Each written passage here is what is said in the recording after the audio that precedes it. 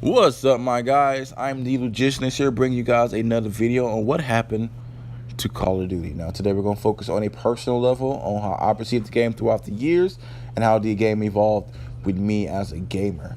Now, this franchise has been with me for a while, and I'm actually going to start out with Modern Warfare 4 because a lot of you gamers actually started out with Modern Warfare 4. Now, I'm a little bit older, so I actually started out with Big Red 1 and Finest Hour, and I believe it was called Call of Duty Frontier. Could be wrong on that name, but this is what I got from the series and how I perceived the games throughout the years. So, Modern Warfare 4 was released in 2007 for the PlayStation 3, Xbox 360, and Wii.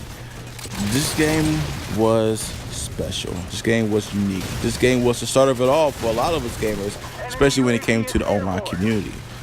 This game introduced so many new things to the game. Like, it was nothing that we never really seen before from a modern shooting, especially from a franchise.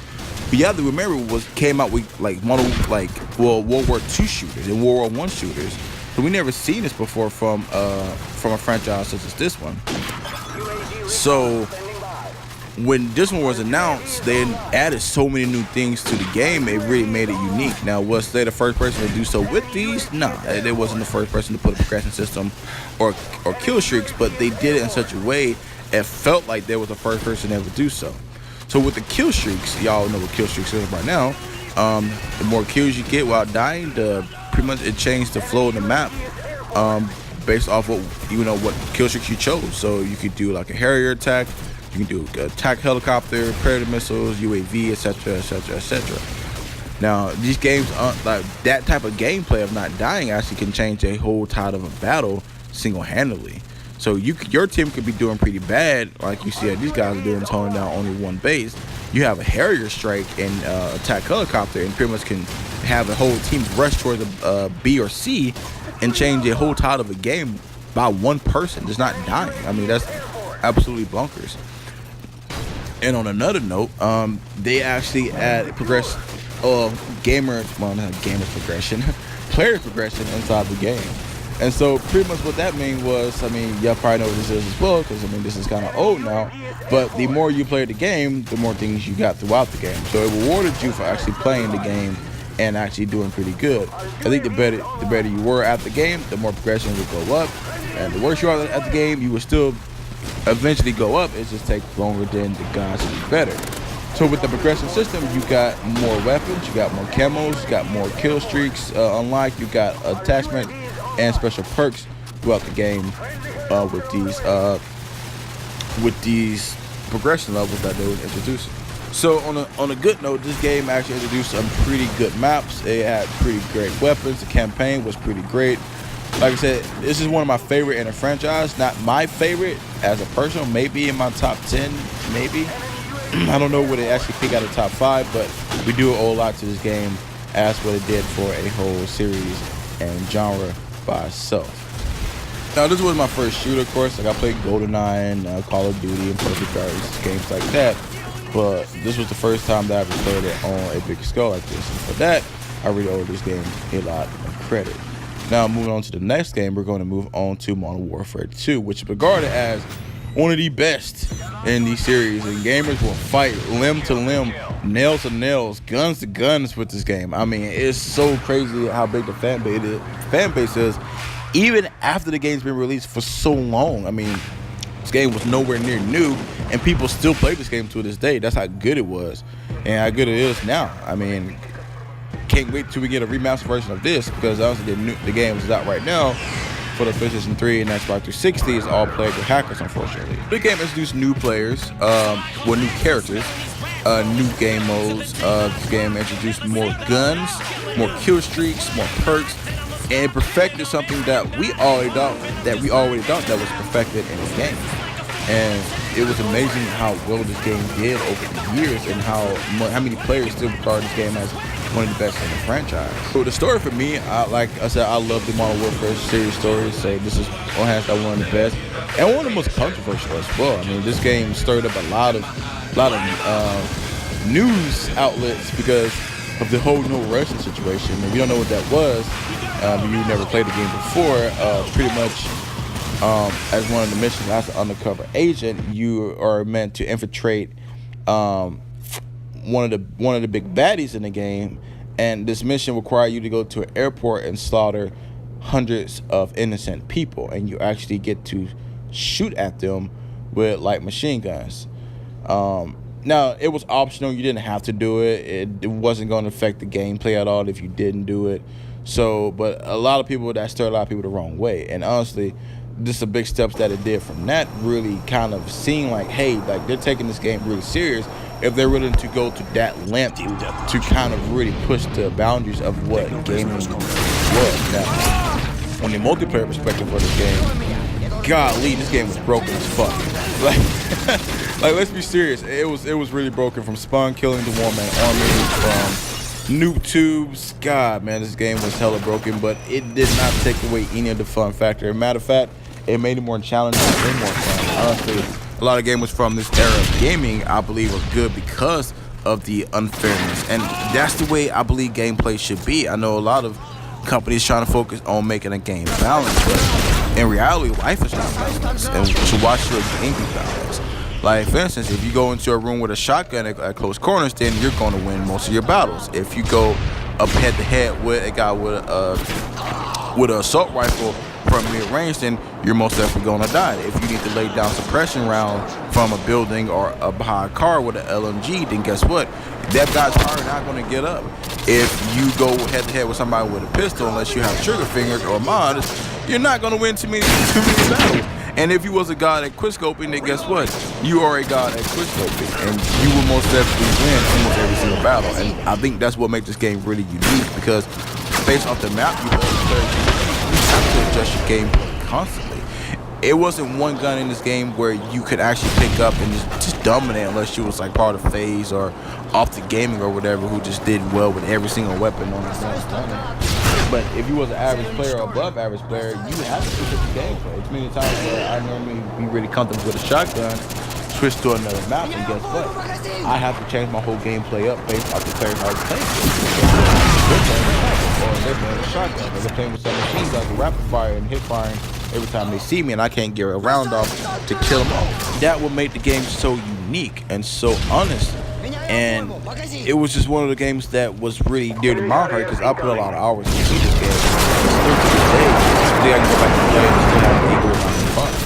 Now, Modern Warfare 3 was not the best received in the Modern Warfare series for sure, but it was my favorite of the Call of Duty franchise thus far. Now, I get so much shit for saying that, because people were like, no way, Modern Warfare 2 was way better. Like I said, this is a personal video, so I understand your frustration. I'm not saying Modern Warfare 2 was crappy, just saying I had personally more fun with Modern Warfare 3.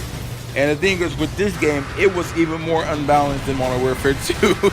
So you could get away with a lot of crap with this game based off the weapons you was using. I mean, y'all remember before they patched the Striker? Yeah, I mean, you could run into any single room with the Striker, damn near with no attachments, and clear out the room like Terry Crews in the Expendables. Like, seriously, like, it was just so stupid how powerful that gun was. And even with this, and it kept quick scoping. Like, the assault rifle was freaking badass, especially with Stalker.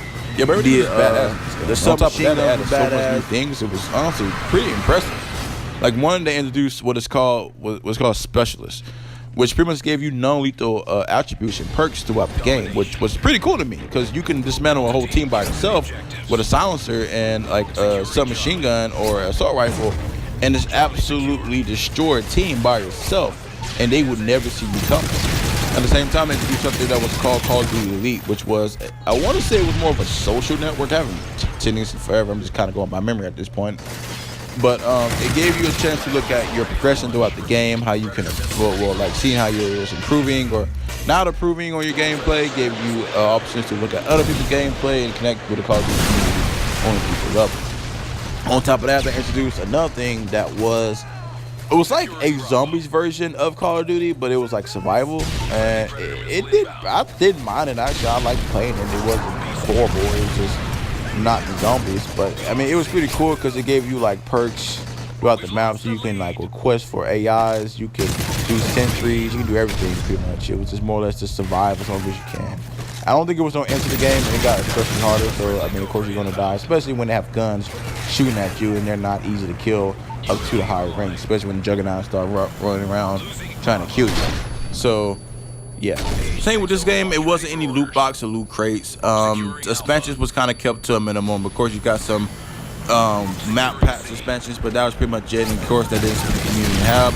You didn't need to buy those suspensions to still have a great time playing the game, because most of the core community was still playing on the maps that was introduced to the game before. Honestly, I was a big fan of this game. I don't think I brought down a damn map pack on this game. So yeah. The game was pretty great, and I loved it so much. It was hands down one of the best Call of Duty in my opinion. I know I get so much shit for saying that, but it was because I had the most fun playing it, and probably because I was the most skillful actress when I wasn't really great at Modern Warfare 2, but really great at this one. So thank you. Now, War at War was one of those games I didn't play too much, so I'm gonna keep this one kind of short and sweet because I didn't invest too much time into this one, honestly. And the reason behind that, because I didn't want to go back to a World War II shooter. I felt like it was just too soon. You went from a World War II shooter to a modern shooter back to a World War II shooter. I felt like that was going into an opposite direction. You know what I mean? I didn't really like it, so I kept playing Modern Warfare 4 just because it was just more interesting to me, and I love the weapons, the progression, and everything was fun on the game versus on this one. Now, I did play it, of course. Like most of the games on this list, but did I have fun playing it? Yeah, I mean, it wasn't bad. I mean, I don't remember anything bad about this game or me hating it for any reason at all. Just didn't really like the fact that we was back in World War II. Now, looking back at it now, I'll probably play the shit out of it, because for all the futuristic games that we haven't recently, I mean, it's kind of crap. But I mean, and honestly, beyond this point, we didn't get another World War II shooter until 2017 of last year, after the video was being made. So from 2008, I believe, when this game was released, to 2007, that's a huge gap for a classic World War shooter, especially if that's what your franchise was based off of. So really interesting how this game kind of took place and kind of took shape. With this one, they still kept the progression level, so everything still remained the same as in Modern Warfare 4.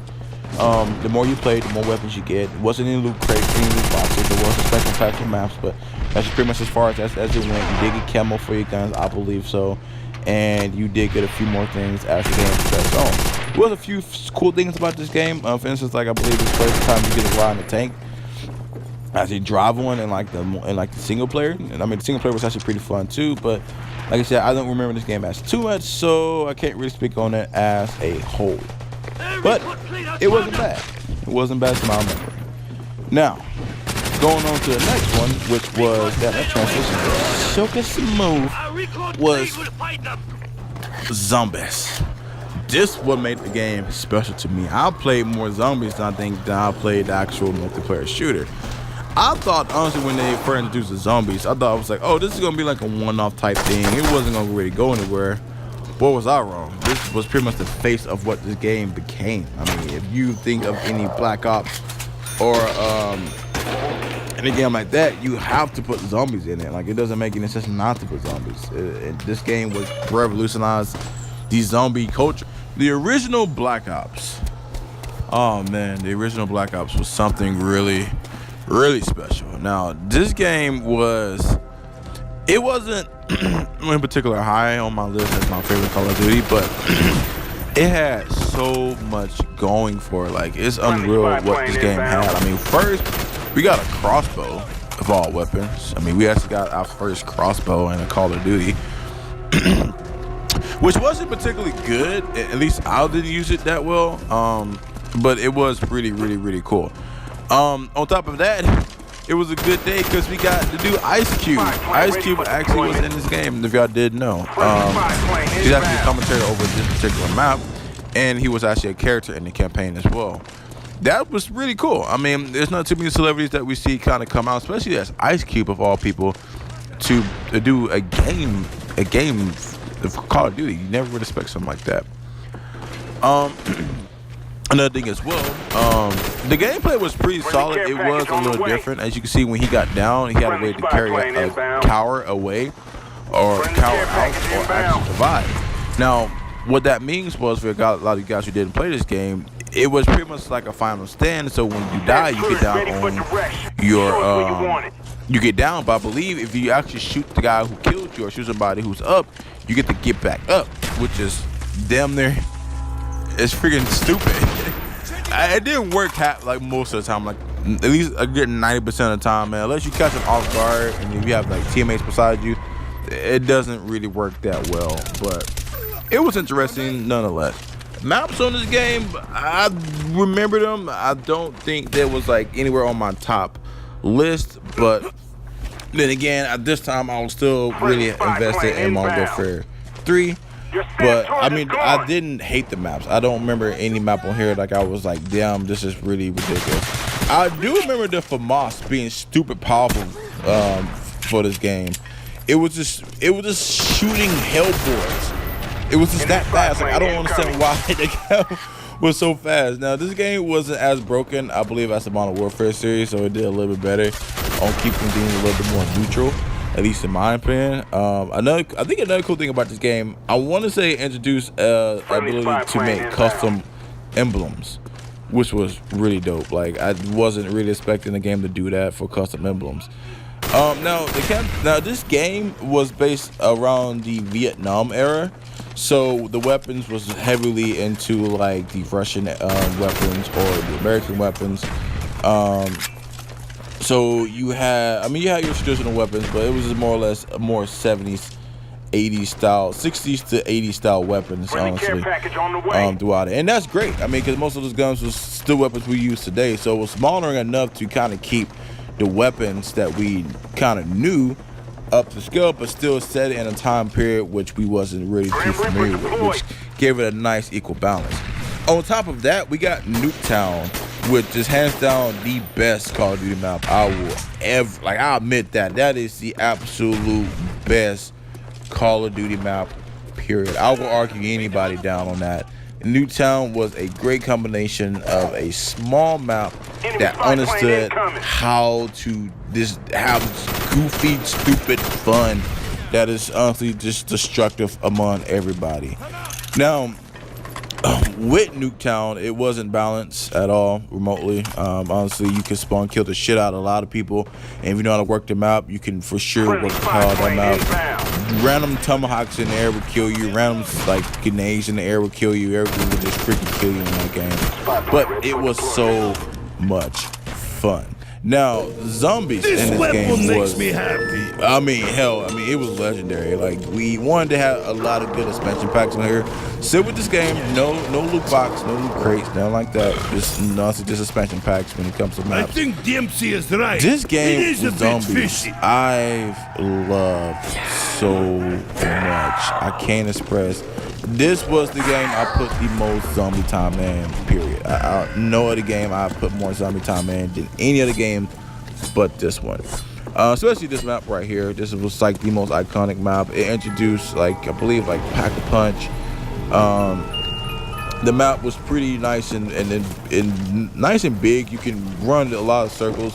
Was this the best one? Nah, I think Mob of the Dead for sure takes the cake when it comes to having a zombie map that was good. But I mean, this did a hell of a good job on making sure that players had a fun time playing it, and at the same time, I give them a challenge, because I mean, this wasn't easy, especially running this by yourself when this game first came out. Now, there are people who are pros now who can get up to the higher ranks of in the hundreds and the 200s, but not that rough. Maybe even up to the 300s by now, I would imagine. I don't keep up with this type of thing nowadays, but it introduced something that was really fun, especially on the co-op experience.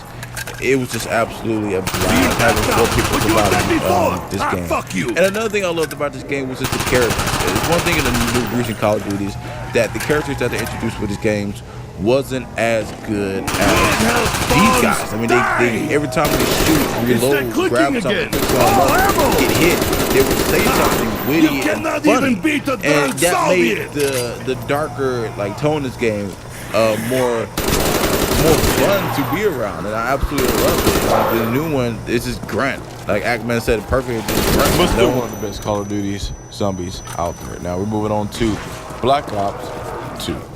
This is my favorite Black Ops, by the way. Just because this game was so fucking unbalanced in so many ways. It was just hilarious. No, it was unbalanced, honestly. It was kind of cheap with the what was that scope, that like the target finder scope? Oh my god, with an LMG, if you just lay down on the ground and you can just smoke people down. On top of that, we got Nuketown again, which is always welcome here. I love every single Nuketown. I don't think you can saturate that map just because it's honestly really great. It's really fun to play with. This one introduced a few new modes. Like this one we're watching right now is from Sharpshooter, which is kind of like gun game, but except for it doesn't matter who got the most kills. Is all up to the time which the game will change the weapon for you, which is, I thought that was pretty cool. I mean, I've never really seen something like that before, and that's pretty awesome in my book. This one allows us to do custom emblems as well. Same thing, we got a array of new maps, new guns.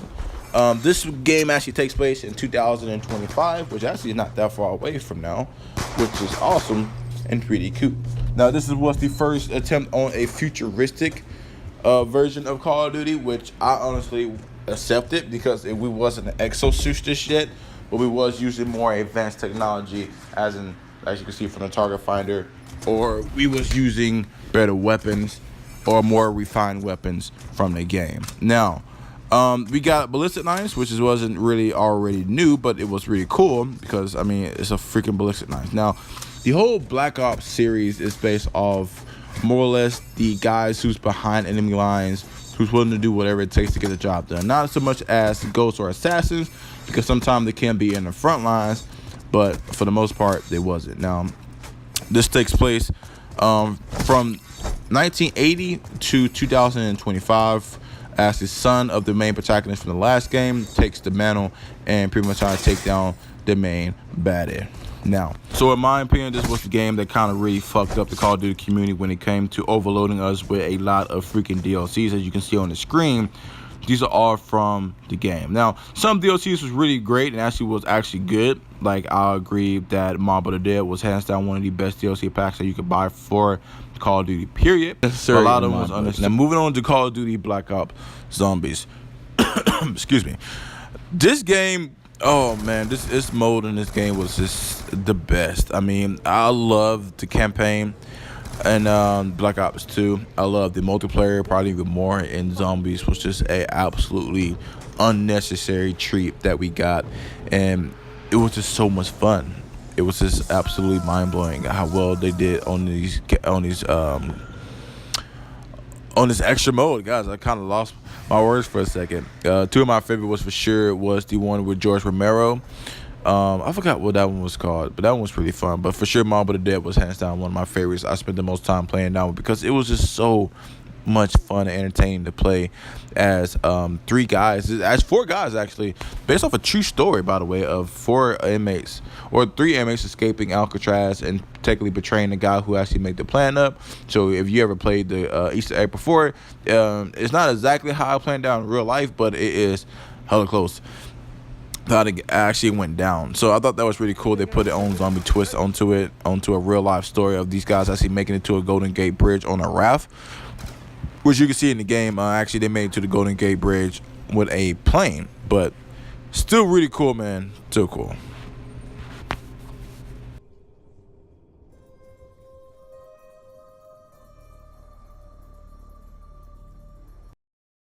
Alright guys, that wraps up today's video. So I'm gonna do a two-part series of this video. Yes, I know Ghost did technically come out for the Xbox 360, but the video is already 20 minutes long. I don't want to make it longer than I have to, so bear with me on the video making. So other than that, guys, I am Lugician. Y'all guys stay cool, stay calm, stay collected. I am out. Stay chill.